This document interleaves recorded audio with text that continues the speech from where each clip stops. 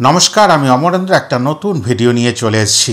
आजके एई मुहूर्ते आलोचना करे नेब प्रथमे रघु डाकातेर विषय निये एबं परे धूमकेतुर विषय निये। माने दुखानी ओई देवेर सिनेमा।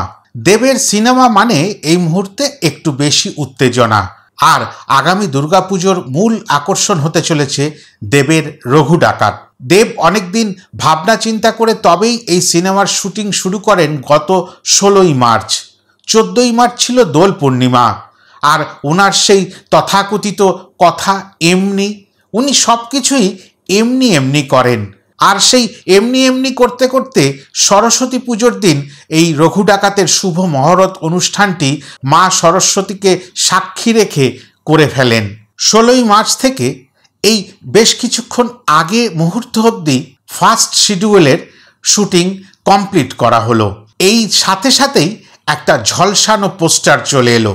প্রথম পোস্টার বহুদিন আগে এসেছিল। দ্বিতীয় পোস্টারটির শুটিং শুরু হবার দিন আত্মপ্রকাশ ঘটে আর তৃতীয় আনুষ্ঠানিক পোস্টার চলে এলো একেবারে শুটিংয়ের অংশ থেকে আজকে। আর সেটাই পাওনা হলো দেবিয়ান্সদের। না, আমাদের গুরুর কিছু একটা আসছে। सब समय एमनी एमनी करले हबे ना, आमादेर जोन्नो तो भाबते हबे आमरा कि निये बेঁচে थाकबो। এই মুহূর্তে রঘু ডাকাতকে নিয়ে সেরকম কিছু আলোচনা করার নেই, কেননা প্রথম যে শুটিং শিডিউল ছিল সেটা কমপ্লিট হলো। আবার কিছুদিন হয়তো এমনি এমনি গিয়ে দ্বিতীয় শিডিউল শুরু হবে। তবে দ্বিতীয় শিডিউল শুরু হবার আগে আরেকটি সুন্দর ঘটনা ঘটে গেছে। সেটি হচ্ছে 100 দিন পূর্ণ করেছে খাদান সিনেমা। দেবের আরেকটি কীর্তি, তার 100 দিনের পূর্ণতা পেয়েছে। অনেকগুলো প্রেক্ষাগৃহে ছড়িয়ে ছিটিয়ে জেলা গ্রাম বিভিন্ন শহরতলিতে বা শহরে চলছে রমরমিয়ে। আজও খাদানের চাহিদা একটুকুও কমেনি। তার কারণ আছে কিন্তু। মাধ্যমিক উচ্চ মাধ্যমিক বা অন্যান্য বোর্ড পরীক্ষার্থীরা এই খাদান সিনেমা দেখার সুযোগ কিন্তু তারা পাননি। তারা অপেক্ষা করছিলেন আমাদের ওই বোর্ডের পরীক্ষা কবে শেষ হবে এবং বাবা মার সাথে বন্ধু বান্ধবের সাথে দেবের খাদান দেখতে যাব। তাদের জন্য আজও রয়েছে প্রেক্ষাগৃহগুলোতে আলো করে খাদান।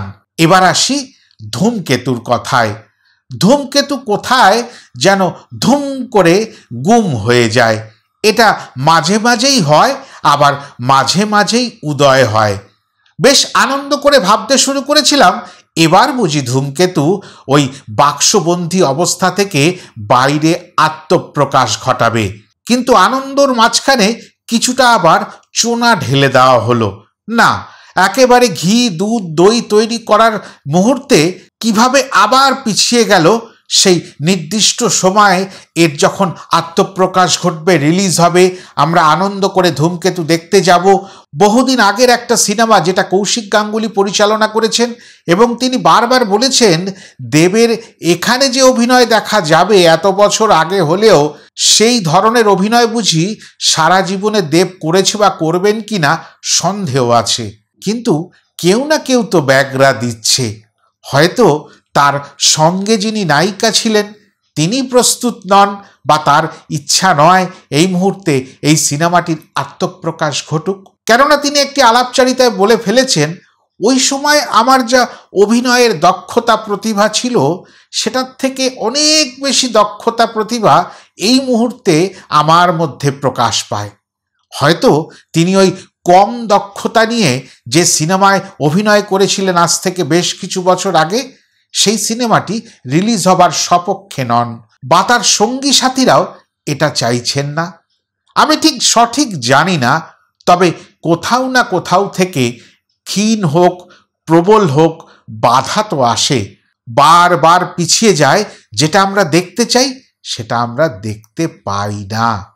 যাই হোক, এতটাই বলার ছিল এই দুটি সিনেমা পাশাপাশি খাদানের সফলতা নিয়ে। এই মুহূর্তে এতটুকুই। আবার কোনো সময় নতুন কোনো ভিডিও নিয়ে আপনাদের কাছে চলে আসব। ততক্ষণের জন্য আমার চ্যানেলটাকে সাবস্ক্রাইব করে নেবেন আর পাশে থাকার জন্য এই ভিডিওটিকে লাইক কমেন্ট শেয়ার করে দেবেন। আবার নতুন কোনো সময় আপনাদের সঙ্গে দেখা হবে। নমস্কার।